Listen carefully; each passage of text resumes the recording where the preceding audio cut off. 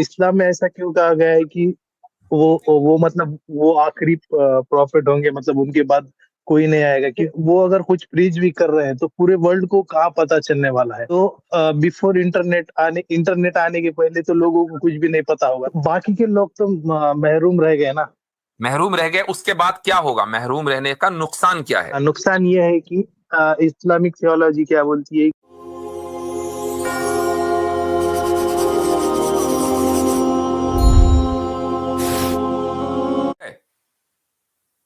زیارت کرا کے چلے گئے. اچھا جی، تو چلو بھائی، پھر ابھیشیک کا نمبر آ گیا. ہاں بھائی. ہیلو مفتی صاحب، آواز آ رہی ہے میری؟ جی بالکل آ رہی ہے جی بڑھیا. مفتی صاحب، میرا آپ سے کوشچن یہ تھا کہ جو پروفٹ محمد ہے وہ اراؤنڈ 630 میں کچھ آئے تھے نا؟ جی. 570 میں آئے اور 630 میں دنیا سے چلے گئے وہ، رائٹ؟ تو میرے کو یہ بولنا ہے کہ 630 مطلب اسلام میں ایسا کیوں کہا گیا ہے کہ وہ مطلب وہ آخری پروفٹ ہوں گے، مطلب ان کے بعد کوئی نہیں آئے گا؟ کیونکہ میرا مطلب لاجک جو سوچتا ہے اس حساب سے مجھے لگتا ہے کہ مطلب وہ ٹائم پہ وہ اگر کچھ پریچ بھی کر رہے ہیں تو پورے ورلڈ کو کہاں پتا چلنے والا ہے؟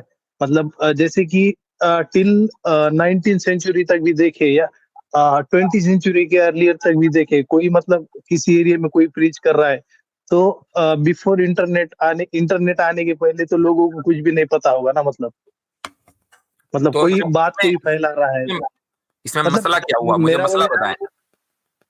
تو جو ہاں وہ پریچ کر رہے ہیں تو بہت لمیٹیڈ لوگوں تک رہ جا رہی ہے نا. مطلب اگر وہ گاڈ کے جو ڈیوائن یا گاڈ سے ان کو کچھ میسج آتے ہیں تو وہ اگر وہ دعویٰ کر رہے ہیں وہ، تو پھر وہ بہت لمیٹیڈ لوگوں تک رہ جا رہا ہے. میں سمجھ گیا. اب اگر یہ لمیٹیڈ لوگوں تک پہنچا تو اس میں نقصان کیا ہوا؟ میں یہ پوچھنا چاہ رہا ہوں آپ سے. تو باقی کے لوگ تو محروم رہ گئے نا. محروم رہ گئے، اس کے بعد کیا ہوگا؟ محروم رہنے کا نقصان کیا ہے؟ ہاں، نقصان یہ ہے کہ اسلامک تھیولوجی کیا بولتی ہے کہ کچھ لوگ ہیل میں جائیں گے، کچھ ہیون میں جائیں گے. اب جن کے سامنے کچھ لوگوں کے سامنے اب محمد صاحب آئیں گے اور ان کے جو انہوں نے جو بھی میں اب آپ کو یہاں روک رہا ہوں. سوال آپ کا سمجھ گیا ہوں پورا، یعنی اسی لیے میں آپ کو یہاں تک لانا چاہ رہا تھا. آپ نے جو بات کہی نا کہ اسلامک تھیولوجی یہ کہتی ہے، یہ آپ نے اس کو غلط سمجھا. یہ نہیں کہتی ہے. میں آپ کو بتاتا ہوں کیا کہتی ہے. جن لوگوں تک رسول اکرم صلی اللہ علیہ وسلم کا پیغام نہیں پہنچا، ٹھیک ہے، وہ چاہے کسی بھی وجہ سے نہیں پہنچا ہو، آج بھی ایک تعداد ایسی ہوگی کہ جن تک اسلام کا یا آپ صلی اللہ علیہ وسلم کا پیغام نہیں پہنچا، ان کو عقل تو اللہ تعالیٰ نے دی ہے. عقل تو سب کے پاس ہے. اس کے لیے اسلام کا پیغام یا انٹرنیٹ ہونے کی ضرورت نہیں ہے. عقل تو آپ کے پاس بھی، دنیا میں ہر ایک آدمی کے پاس ہے. اتنی عقل کہ وہ اپنی عقل کو استعمال کر کے ایک خدا یعنی کریٹر، چاہے وہ اس کو اللہ کہہ رہا ہے، کچھ اور کہہ رہا ہے، ایشور کہہ رہا ہے، ایک کریٹر تک وہ پہنچ سکتا ہے کہ بھئی کریٹر ایک ہے. لیکن اس کو یہ نہیں پتا چل رہا ہے کہ اس کی عبادت کیسے کرنی ہے. اس کو یہ نہیں پتا چل رہا ہے کہ اس نے اپنے ایمبیسڈرز یعنی رسولوں کو بھیجا ہے کہ نہیں بھیجا ہے. بھیجا ہے تو وہ کون ہے؟ اور اس حالت میں اس کا انتقال ہو جاتا ہے تو وہ انشاءاللہ جنت میں جائے گا، وہ جہنم میں نہیں جائے گا. کیوں؟ اس لیے کہ اس تک پیغام نہیں پہنچا. تو اسلام نے تو یہ واضح کر دیا. دوسرا میں حضرت یہ کہنا چاہتا ہوں، یہ جو بھائی نے پریمیسز کھڑا کیا نا مفروضہ، یہ مفروضہ دیکھیں نبی کے مبعوث ہونے سے زیادہ اس کے پیغام کا مقصد ہوتا ہے. یہ آپ نے یاد رکھنا ہے. یعنی ایک ہے نبی اور ایک ہے نبی کا پیغام. انبیاء تو پہلے بھی آئے تھے مگر پیغام ثابت نہیں رہا. تو نبی پاک صلی اللہ علیہ وسلم ٹھیک ہے آج سے 1400 سال پہلے آئے تھے، مگر پیغام کا ایپک آپ دیکھیں کہ آج بھی پوری دنیا کے اندر سب سے فاسٹسٹ گروئنگ اگر کوئی کانسیپٹ یا کوئی ٹیچنگ یا کوئی ریلیجن، جو بھی آپ نام دینا چاہیں، کوئی آئیڈیالوجی، وہ انڈیویجول ہوں یا بڑے پیمانے پر ملکوں کے اندر دنیا میں کہیں بھی، وہ اسلام مانا جا رہا ہے. اب نبی پاک صلی اللہ علیہ وسلم کی صداقت کی یہ منہ بولتی ثبوت اس لیے ہے کہ ایک شخص 1400 سال پہلے گزر گیا جس کی صرف تعلیم باقی ہے، ملک تباہ و برباد ہو رہے ہیں، مسلمان اپنی عالمی سطح کے اوپر حالتوں میں بڑے کمزور ہیں، مگر پیغام اس کا جو ہے وہ سر چڑھ کر بول رہا ہے. یہ عامر بھائی صحیح مسلم کی ایک روایت ہے. ابھیشیک صاحب میں آپ کو بتا دوں کہ رسول اکرم صلی اللہ علیہ وسلم نے ارشاد فرمایا کہ قیامت کے دن سب سے بڑی امت میری ہوگی، انا اکثر الانبیاء تبعا، کہ سب سے زیادہ اتباع کرنے والے یعنی فالوورز جو ہیں وہ محمد صلی اللہ علیہ وسلم کے ہوں گے. اب یہ بات آپ کب کہہ رہے ہیں؟ یہ بات آج سے 1400 سال پہلے کہی جا رہی ہے. تو کتنے فالوورز جب رسول اللہ صلی اللہ علیہ وسلم اس دنیا سے تشریف لے جا رہے تھے، پردہ فرما رہے تھے، تو کتنے فالوورز تھے اس وقت؟ تقریباً 1 لاکھ کے قریب فالوورز تھے. ٹھیک ہے، 1 لاکھ کچھ کم زیادہ ہوں گے، 1 لاکھ کے قریب تھے.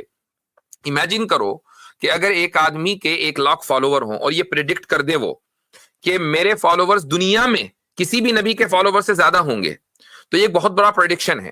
اس پریڈکشن کو سچا ہوتے ہوتے بھی اس دنیا میں بھی بڑا ٹائم لگنا ہے، وہ لگا. اب اس وقت 2050 کے بارے میں جو پریڈکشن کی جا رہی ہے وہ یہ کہ by 2050 Islam will become the largest religion. عیسائیت کو پیچھے چھوڑ دے گا. اس وقت جو تعداد میں مسلمان اور عیسائیوں کا ہی مقابلہ ہے آپس میں، باقی تو کوئی کسی کھاتے میں نہیں ہے. تو اگر عیسائیوں کو بھی پیچھے چھوڑ دیا جائے گا اور مسلمان سب سے زیادہ فالوورز ہوں گے، مسلمان سب سے زیادہ ہوں گے دنیا میں، تو ایسا تو نہیں ہے کہ 2051 میں قیامت آ جائے گی. پھر قیامت تک کے کتنے سال ہیں؟ تو آپ تصور کریں کہ یہ نمبر کہاں جائے گا. اس اعتبار سے رسول اکرم صلی اللہ علیہ وسلم نے جو پریڈکٹ کیا تھا 1400 سال پہلے، وہ آج حرف بحرف صادق ہوتا، ہم اپنی آنکھوں سے دیکھ رہے ہیں. بالکل ایسے ہی. اور اسلام کا کلیم ابھیشیک بھائی، جب بھی آپ نے یہ بارے میں آپ کے ذہن میں کبھی بات آئے نا، تو آپ نے یہ چیز ذہن میں رکھنی ہے کہ اسلام اس بارے میں کلیم یعنی نبی پاک صلی اللہ علیہ وسلم کا آخری نبی ہونا اور اس سمے پر آنا اور اس کے بعد کے حالات کے بارے میں خود اسلام کا انٹرنل کلیم کیا ہے. تب آپ کو سمجھ آئے گی کہ اسلام اللہ کے رسول اس ٹائم پر کیوں آئے، کیوں آخری ہیں، اور بعد کا معاملہ کیا ہے. مثال کے طور پر حجۃ الوداع کے موقع پر اللہ کے رسول کے مشہور جملے علیہ الصلوۃ والسلام کہ میں تم تک یہ پیغام پہنچا چکا ہوں، اب تمہارا یہ کام ہے کہ تم نے اس کو غائبین تک پہنچانا ہے. سورہ جمعہ میں اللہ تعالیٰ فرماتے ہیں کہ وَآخَرِينَ مِنْهُمْ لَمَّا يَلْحَقُوا بِهِمْ، اور بعد والے ایسے ہیں جو ابھی تک ان سے ملے نہیں ہیں، یعنی جنریشنز آفٹر جنریشنز. پھر اس کے بعد قرآن میں 2 آیات ہیں جس میں پتہ چلتا ہے کہ اس امت کو خیر امت کہا گیا، اللہ کے رسول پر جو ایمان لائے ہیں، کہ جو بعد آنے والے لوگوں کے لیے ذریعہ ہدایت بنیں گے. اور اس طرح ایک چین بنتی ہے نسلوں میں. تو کسی بھی آئیڈیالوجی کے لیے پریکٹیکلی پاسبل چینز جنریشنز ہوتی ہیں جس کے تھرو گریجولی گزر کر اس پیغام کو پہنچنا ہے. اور آج اچھا پھر یہ غلط فہمی بھی دور ہو گئی. یعنی اگر مثال کے طور پر اللہ کے رسول پاک صلی اللہ علیہ وآلہ وسلم اس زمانے کے اندر آتے، انٹرنیٹ کے زمانے میں، تو کوئی کہہ سکتا تھا کہ اس زمانے کے اندر تو ٹام ڈک ہیری بھی پاپولر ہو گئے ہیں اوور نائٹ سوشل میڈیا کے اندر. اللہ کے رسول پاک صلی اللہ علیہ وسلم نے اس زمانے میں عالمی سطح پر انقلاب برپا کیا. 23 سال کے دور کے اندر آپ نے وہ پیش گوئیاں کی، اور آنے والے 30 سالوں کے اندر رومن اور پرشین امپائر کو گرا کر ایک تھرڈ پاور کے طور پر پاپ اپ ہوا، جب سوشل میڈیا بھی نہیں تھا، جب انٹرنیٹ بھی نہیں تھا. آج تو ایوری ٹام ڈک کینری پاپولر ہو سکتا ہے. اللہ کے رسول کی عدم موجودگی کے اندر پیغام کا عالمی سطح پر پاپولر ہونا نمبر 1. حضرت صرف آخری جملہ. دوسرا، اس غلط فہمی کا دور ہو جانا جو پچھلے تقریباً 1000 سال، تقریباً 1300 بلکہ 1400 اور اگر کہوں 1450 سال سے جو الزام اورینٹلسٹ اور نان مسلم لگاتے ہم پر آ رہے تھے کہ تلوار کے دور پر پھیلا. سوشل میڈیا کے پچھلے 50 سالوں نے، اسپیشلی ٹوین ٹاور کے بعد پچھلے 20 سالوں نے، اس پورے کے پورے الزامات پر کلک پوت کر ایک چمکدار آفتاب کی طرح سامنے آیا اور بتایا کہ اسلام اپنے نظریے اور اپنے دلائل کی بنیاد پر ڈنکا اس کا بولتا ہے. بہت شکریہ. اور اس سے بڑھ کر یہ بات ہے کہ آج اگر یہ سوال کیے جا رہا ہے کہ بھائی ٹیکنالوجی کے دور میں آپ صلی اللہ علیہ وسلم کو آنا چاہیے تھا، تو یہ ٹیکنالوجی تو ہمیشہ ایسی نہیں رہنی ہے. کسی کو کیا پتا کہ آج سے 200 کیا 20 سال کے بعد یوٹیوب بالکل آؤٹ ڈیٹڈ ہو جائے گا. کیا آپ کو یاد ہے کہ جس زمانے میں کیسٹیں چلا کرتی تھیں تو اس زمانے میں یہ سمجھتے تھے کہ یار کتنی زبردست اور ایڈوانس ٹیکنالوجی ہے کہ لوگوں کی آواز کو ریکارڈ کر لیتی ہے. آج ان کیسٹوں کا کہیں کوئی پتہ نہیں ہے، سیڈیز کا کہیں کوئی پتہ نہیں ہے. تو ٹیکنالوجی تو اتنی تیز چیز ہے، ترقی کر رہی ہے. تو یہ کوئی ضروری نہیں ہے کہ یہ ٹیکنالوجی آگے رہے گی. مان لو اس ٹیکنالوجی کے دور میں آتے یا نیوز پیپر کے دور میں آ جاتے تو آپ لوگ یہ سوال کرتے کہ ویڈیو کے دور میں آنا تھا، ویڈیو کے دور میں آپ لوگ یہ کہتے کہ اے آئی میں آنا تھا. تو پھر تو ہاں جی بھائی ابھیشیک. مفتی صاحب، اگر کوئی آدمی شرک کو جسٹیفائی کرے اس کی اپ برنگنگ کی وجہ، جیسے مسلم لوگ ون گاڈ میں بلیو کرتے ہیں، ان کی اپ برنگنگ اس طریقے سے ہوتی ہے، ان کے پیرنٹس ان کو پہلے سے ہی بتاتی ہے گاڈ ہے، اس کا کوئی پکچر وغیرہ نہیں ہے. اور جیسے ہم لوگ ہندوز ہیں، ان کے پیرنٹس ہم کو بتاتے ہیں کہ رام جی وشنو کا اوتار لے کے آئے تھے، کرشنا جی وشنو کا اوتار لے کر آئے تھے. تو آپ اپنے بات کو جسٹیفائی کر رہے ہیں یا اس کو صحیح سمجھ رہے ہیں، اور میں میرے بات کو صحیح سمجھ رہا ہوں. تو پھر یہاں پہ آپ کیا بولیں گے کہ بھائی وہ گاڈ تو پھر آپ کی تھیولوجی کے حساب سے ابھی تو آپ سے میرے کو تو ہیل میں ڈالے گا اور آپ جی کو ٹھیک تو ہے جنت میں ٹھیک ڈالے ہے گا. ٹھیک ہے. ابھی تھوڑی دیر پہلے ہمارے پاس اسٹریم میں ہی ایک صاحب آئے تھے جو ایک مسلم فیملی میں پیدا ہوئے اور اسلام سے نکل گئے. ٹھیک ہے, وہ کیوں نکلے, اپنی عقل کو انہوں نے صحیح استعمال کیا کہ غلط استعمال کیا, وہ ایک الگ اسٹوری ہے, لیکن بہرحال وہ نکل گئے. تو اس طرح کی ایگزامپلز موجود ہیں. اس طرح کے بھی example, hold on let me complete, اس طرح کے بھی ایگزامپلز موجود ہیں کہ جو ہندو فیملی میں پیدا ہوئے اور اسلام میں داخل ہو گئے. آپ یہ دیکھ لیں کہ انڈیا پاکستان میں یعنی بر صغیر میں اوور آل جو سب کانٹیننٹ کی جو مسلم پاپولیشن ہے اس میں سے کتنے پرسنٹ ایسے ہوں گے کہ جو باہر سے ہجرت کر کے آج سے 1000 سال پہلے انڈیا آ کر سیٹل ہوئے. بہت کم, مشکل سے 10-12%, 20% ہوں گے, بہت مان لیا میں نے. باقی تو سارے وہی ہیں نا کہ جن کے آبا و اجداد مشرک تھے اور انہوں نے اسلام قبول کیا اور اس کے بعد پھر وہ بڑے بڑے علماء بھی بنے, بڑے بڑے صوفیاء بھی بنے, بڑے بڑے اسکالرز بنے, وہی تو لوگ ہیں. تو یہ کوئی آپ کی جو دلیل ہے نا یہ مضبوط نہیں ہے.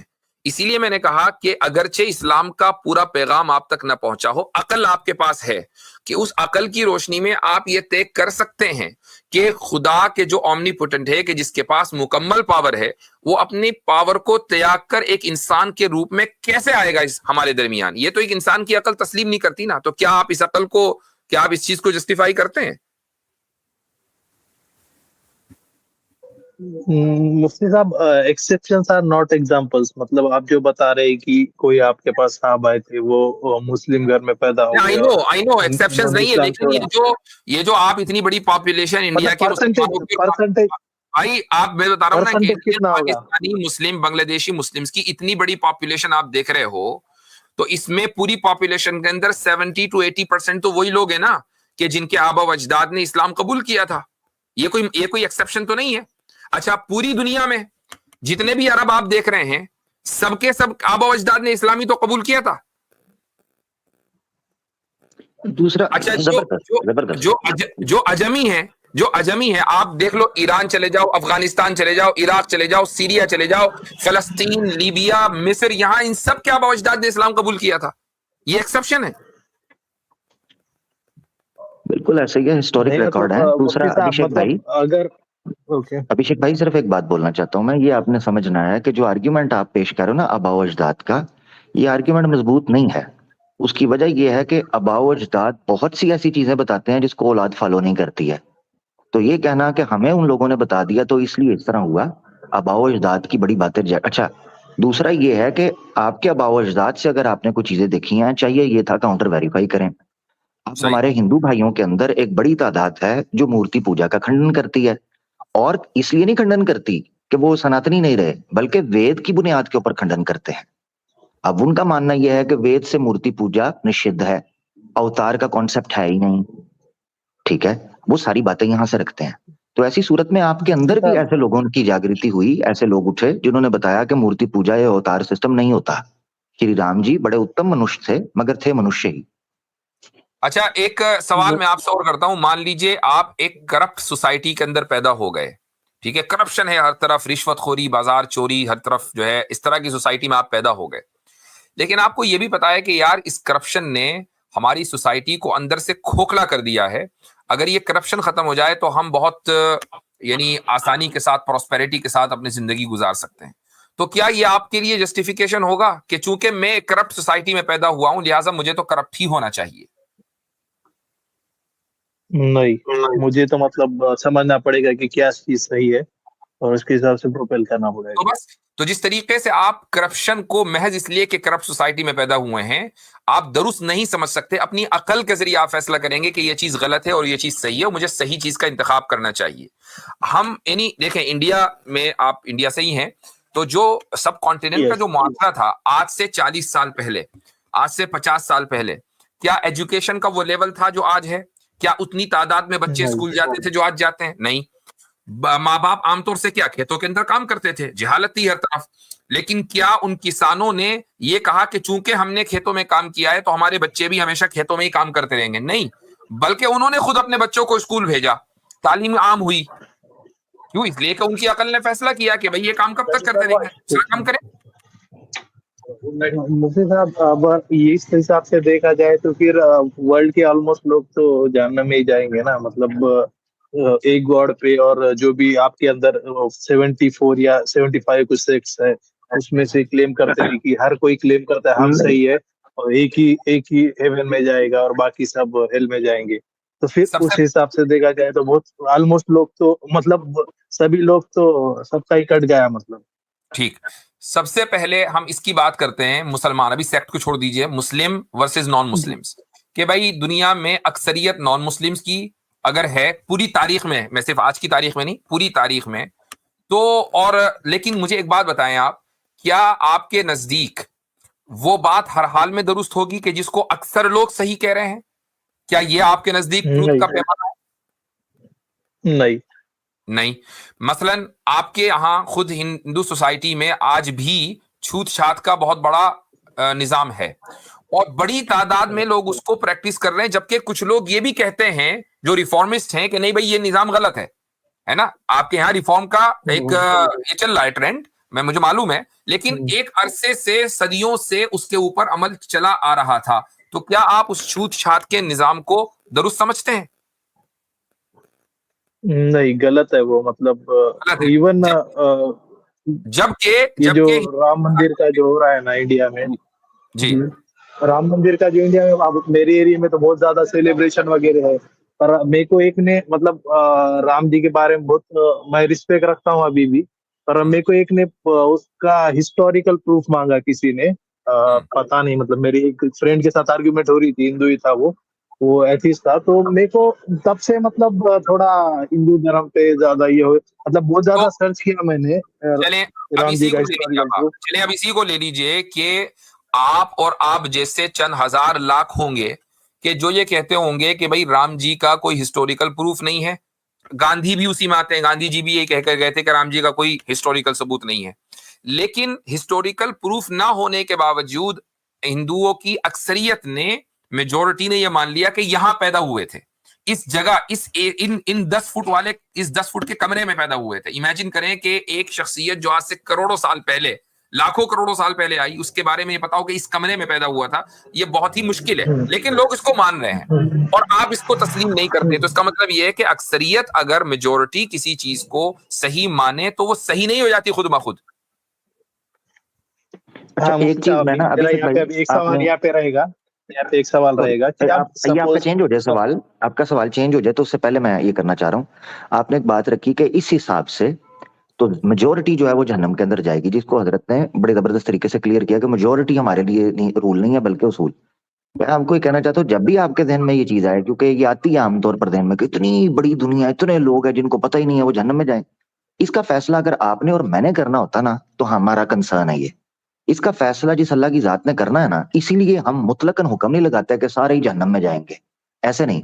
फर्द मुय्यन के ऊपर अगर हुक्म लगता है तो वो लगता है, और वो भी उस वक्त लगता है जब देखा जाए पूरे शवाहिद को, और उस वक्त भी कोई जन्नत और जहन्नम की तकसीम नहीं कर सकता। तो ये याद रखना है कि जन्नत और जहन्नम के बारे में ये कहना कि मेजोरिटी जन्नत और जहन्नम के अंदर ये जितने हैं सारे जाएंगे, ये फैसला हमारे हाथ में नहीं है। हमें क्या पता, आपको हिदायत मिल जाए, अल्लाह ने आपके नसीब में लिखा हो, आपके हिदायत मिल जाए, आप सच्चे को स्वीकार कर लो, जैसे आप बात से लग रहा है, इस तरह कई लोग कर लेंगे। तो ये तो इंसान के ऊपर है ना, मरते दम तक मोहलत है उसके पास।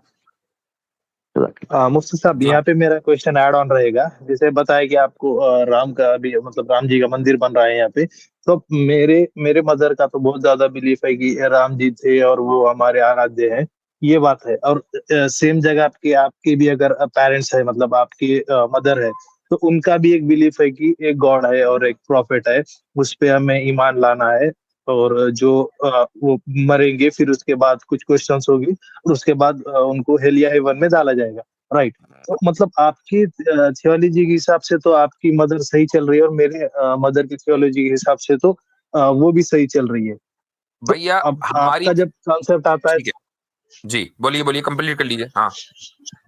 हाँ, तो फिर आपकी थियोलॉजी के हिसाब से तो हम जहन्नम में ही जा रहे हैं ना, मतलब मेरी मदर तो इटरनल हेल में जाएगी। भाई हमारी थियोलॉजी के एतबार से तो हजरत इब्राहिम के अब्बा भी जहन्नम में जा रहे हैं। हजरत इब्राहिम का आपको मकाम पता है हमारे यहाँ क्या है? हजरत इब्राहिम का नाम जो रिलीजन उनको सुना है। हजरत Ibrahim one of the greatest messengers ان کے باپ کے بارے میں قرآن کریم نے اعلان کر دیا کہ کافر تھا آزر.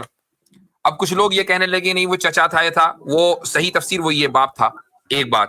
دوسری بات، حضرت نوح کا بیٹا، اولاد سے کس کو محبت نہیں ہوتی؟ حضرت نوح، جس کو آپ کے یہاں بعض کتابوں میں بعض مفکرین اور ریفارمرز نے کہا کہ منو ہے، تو وہ ایک الگ ڈیبیٹ ہے. لیکن حضرت نوح کا جو بیٹا ہے جہنم میں، حضرت لوط کی بیٹی بیوی جہنم میں. تو اصل بات یہ نہیں ہے کہ رشتہ دار کی بنیاد پر اللہ تعالیٰ فیصلہ نہیں کرے گا. اللہ کا ایک قانون ہے، اس قانون کی بنیاد پر فیصلہ ہوگا. میں اس کی ایک مثال دے دیتا ہوں. مثال یہ ہے کہ اگر مان لیجئے، میں ایک مثال لے لیجئے. مثال یہ ہے کہ مان لیں اگر کسی ملک کا پرائم منسٹر ہے یا پریزیڈنٹ ہے اور اس کے کسی قریبی رشتہ دار نے کوئی جرم کر دیا، تو کیا قانون اس کے اوپر نافذ نہیں ہوگا؟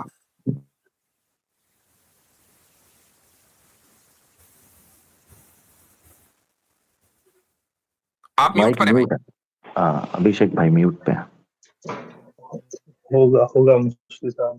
بس تو اب یہ کوئی بات نہیں ہے. اچھا، اور آپ کی جو مدر ہیں، آپ کے پاس یہ اپرچونٹی ہے کہ آپ ان کی آنکھیں کھولیں اور ان کو بتائیں کہ صحیح کیا ہے. آئی نو کہ ایک عمر تک جب آدمی پہنچتا ہے تو پھر کسی دوسرے راستے کے اوپر چلنا، چاہے وہ کتنا ہی صحیح کیوں نہ ہو، مشکل ہے، لیکن ناممکن نہیں ہے. بات یہ ہے کہ آپ ان کو اپنی زندگی بدل کر ان کی زندگی بدلیں. لیکن اگر آپ کو یہ یقین ہے کہ اگر میں اسلام کے راستے پر نہیں چلا، میں نے ایک خدا کو نہیں مانا، تو ہو سکتا ہے کہ میں جہنم میں جاؤں، یا میں یقین ہے کہ میں جہنم میں جاؤں، تو سب سے پہلے تو آپ اپنے آپ کو بدلیں. اور اگر آپ نے بدل لیا تو پھر ہو سکتا ہے کہ آپ کے ذریعے آپ کے پورے خاندان کو ہدایت کی توفیق مل جائے. یہ ممکن ہے. لیکن اگر آپ محض یہ سوچ رہے ہیں کہ یار یہ عجیب تھیولوجی ہے کہ ان کے اعتبار سے تو وہ ٹھیک ہے اور میرے اعتبار سے میں ٹھیک ہوں، یہ تو دنیا کی ہر فیلڈ میں ہوتا ہے. دنیا کی ہر فیلڈ میں ایسا ہی ہے. آپ مثلاً، میں اس کی ایک اور مثال دیتا ہوں. مثلاً آپ مجھے یہ بتائیے کہ کیا آپ کے نزدیک ڈیموکریسی ٹھیک ہے یا ڈکٹیٹرشپ ٹھیک ہے؟ کدھر گئے بھائی؟ میرے خیال سے وہ نکل گئے، سوال ہو گئے ان کے. جی ہاں، بصالت آدم صاحب، کیا حال چال ہے؟ السلام علیکم. وعلیکم السلام. دوستوں کو بس نبی کریم صلی اللہ علیہ وسلم کی حدیث ہے نا کہ جس جگہ اللہ تعالیٰ کا ذکر ہو رہا ہوتا ہے اس محفل پہ فرشتے بھی ہوتے ہیں اور پھر ان کی بخشش بھی جاتی ہے، تو بخشش کروانے آئے ہیں. اللہ تعالیٰ ہم سب کو آپ کے حسن ظن کے مطابق کر دے اور یہ نعمت اور یہ رحمت ہمارے اوپر سب پر نازل ہو. زبردست بات رکھی ہے آپ نے، ماشاء اللہ. اچھا جی، تو چلیں، وہ بات ویسے مکمل ہو جاتی تو اچھا تھا، لیکن چلیں وہ شاید ہو سکتا ہے کہ ان کو نا پوائنٹ مل گیا تھا. وہ بیچ میں بولے تھے کہ میری بس ہو گئی، میں سمجھ گیا ہوں، ان کو نقطہ سمجھ آ گیا تھا. اچھا، الدال علی الخیر کفاعلہ، نبی کریم صلی اللہ علیہ وسلم کا ارشاد ہے کہ خیر کے کام کا راستہ بتانے والا ایسا ہی ہے جیسا کہ خیر کے کام کا کرنے والا. اب لوگوں کی اپنی مرضی ہے، آپ کو اگر پسند آئے تو آپ سبسکرائب کریں. ہمارا کام ہے اپنی بات رکھ دینا.